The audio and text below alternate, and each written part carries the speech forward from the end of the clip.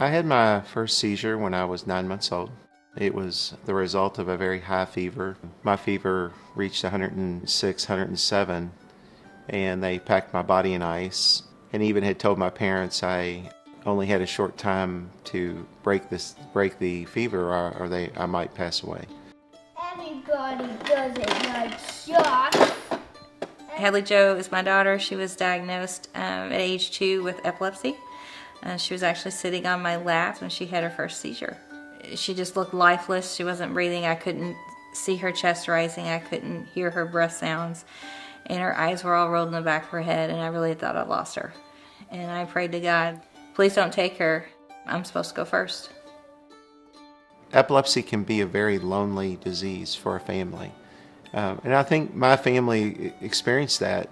For 25 years, I was with a neurologist that never offered me hope for a cure.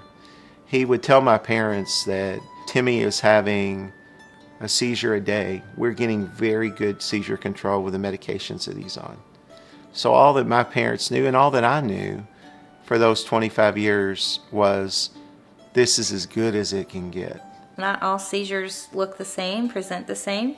There's 40 different types of seizures, and my daughter has 3. Her seizures are triggered by fine motor skills, so painting, coloring, writing her name. As a mom, that's always been my biggest fear is how's my child going to learn and thrive in school to read and write when, these types of activities trigger seizures.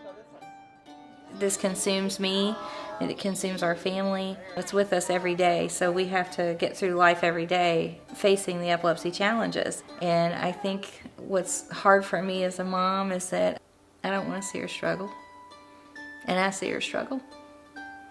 Epilepsy is not cancer. It's not some of these big diseases that get a ton of funding around them to race for the cure.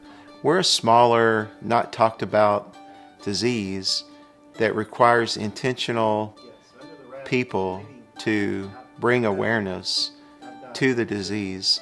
I really believe that knowledge is power, and the more that we can create awareness and the more that we can get information out there and reach other people and empower them, we'll start to see a cure, hopefully. That's my goal. My goal in telling my story is to encourage people to never give up. We want the race to the cure so we can help as many people with epilepsy as we can. I've given her the best medical care that I can give her. We've gotten her a service dog. We're giving her a great education and a faith upbringing and a loving family.